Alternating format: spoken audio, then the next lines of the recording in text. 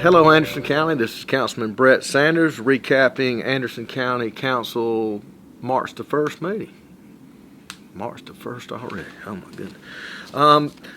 Briefly, I'll hit over some of the quick things we had on third readings. Again, from the prior meetings, the lawless metal, $24.42 an hour, $2.8 million investment into the county. That's going to be a good project from a local company expanding and growing here in Anderson County. It also allows them to take advantage of any kind of state incentives. We also had tonight a reciprocal relationship again with Greenville County, which the Anderson County gets 1% of the tax revenue generated, and that allows them as well to take advantage of any state incentives that may be out there for the companies that's relocating or moving into Greenville. Some of the exciting, more meat and potatoes things of tonight's meeting was from the Finance Committee meeting, which we had this morning, and there were several projects and things that are going to make a huge impact on Anderson County and the quality of life for the people here, and I was excited to see those. One thing we did today was the stage, voted to approve the stage for the Civic Center. And what a lot of people don't know is the amphitheater. Yeah, the amphitheater, at the amphitheater. And the stage we had was condemned. The new stage that will be paid for throughout of ATAX money, which is money that is generated from events, tourism events. And the thing about the new stage, as we looked at it, it was an investment in Anderson County. I think the overall thing was like $832,000. Based on current uses that we're having right now with the old stage, it would pay for that stage in 10 years. That money come again from ATAX money.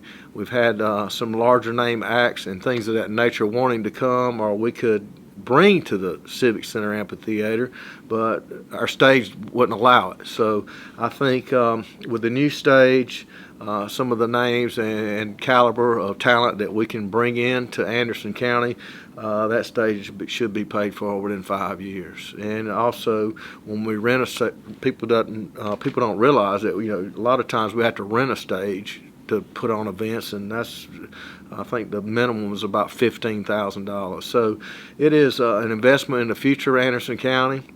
It will bring in acts and revenues from tourism that will actually help refund the ATAX. So it's like a circle deal that just keeps giving. And I'm excited that it passed unanimously in the Finance Committee and passed unanimously from Council. I'm glad our Council recognizes the importance of investing back into Anderson County. On that same note, Dolly Cooper Park, we had and I've got to give Councilman Jimmy Davis props on this. We have Green Pond, and that's in District 5, which the Bassmaster Classic starting up this weekend, and from 2014 to now. But like I said, just like Green Pond, that's in District 5, but it's brought in tens of millions of dollars since 2014, and the thing is, it's not District 5. The Green Pond is a representative of Anderson County, and it's now known worldwide. Green Pond is on the map. And the Dolly Cooper deal that we're doing up there that Councilman Davis has been working on, which I'll combine it with another grant that we were working with, is with the Saluda. The Saluda River, the trail there, combined with Dolly Cooper. I think the research showed that just from the Saluda area, there was over, I think it was 1.3 million people within a 10-mile radius. I mean, that just doesn't seem feasible. But there's over 300,000 people within that 10-mile radius that are utilizing water sports, activities, fishing, kayaking, nature, walking trails, bird watching, taking their dogs out, their kids out there. What I like seeing was that's in District 6, Councilman Davis's district, and that is another thing that it's not a district. I think our citizens, if they need to sit down, Google Dolly Cooper, plan a trip. It's a destination. Go out there with the family, the kids, have a great time. He worked hand in hand. I know a lot of people here at the county has worked and put efforts in, but Representative Wes Cox from the state delegation helped fund this project. New Springs Church also donated to it. So it is going to be ADA. We already have the ADA kayak launch. Duke Energy has supplied funding to do the Blue Trail.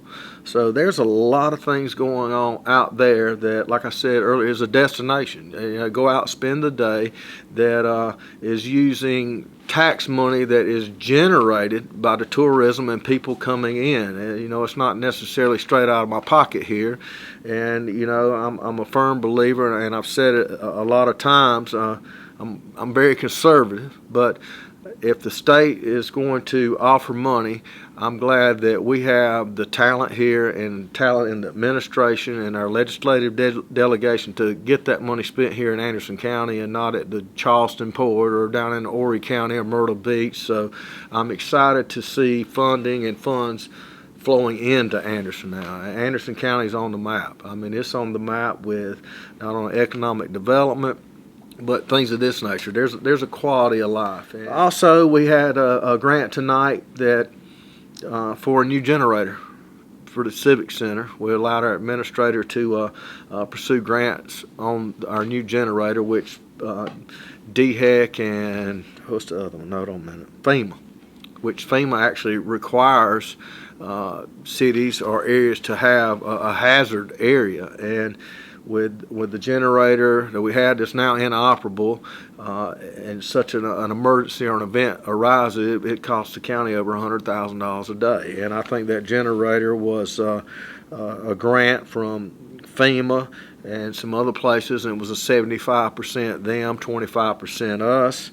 So that's going to save the county money in the long run. We have one event, and this a 5-day or 3-day event. You're talking $300,000-$400,000 right there. So I'm glad to see that we're investing in that. It keeps us current with any state regulations and standards on what we're required to have. Also, we voted tonight on a JAG grant to help with mental health and veterans court. And I think Judge Maddox has volunteered or stepped up to do that. And a lot of problems we have right now, and recidivism rates and things of that nature, are a lot are drug related or mental health issues that we can't just throw these people in jail. And I think this grant, or allowing our administrator and the staff to pursue this grant, will help us to help probably with some of the crowding in the jails, to get the people the help that they need.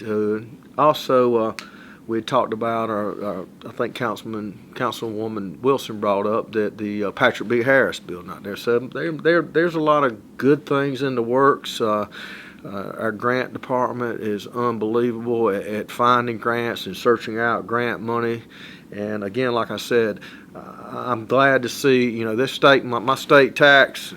I want to see, if it's going to be spent, I want to see it spent in Anderson County, not some other county. And I think our staff and the people now are, I'm sure they've realized it, but there's a special effort in working and focusing on ways to create a better quality of life for the citizens in Anderson County. And I'm just excited to be a small little piece of the pie, or just to be able to represent my district. And I'm excited for them. I'm excited for this county, and I look forward to hopefully validating some of these grants and putting them to work to help people. So that pretty much sums up tonight's meeting. It was a very short agenda, but it got a little complex and a little long at times, but good things moving forward. And again, proud to be an Andersonian and glad to be here.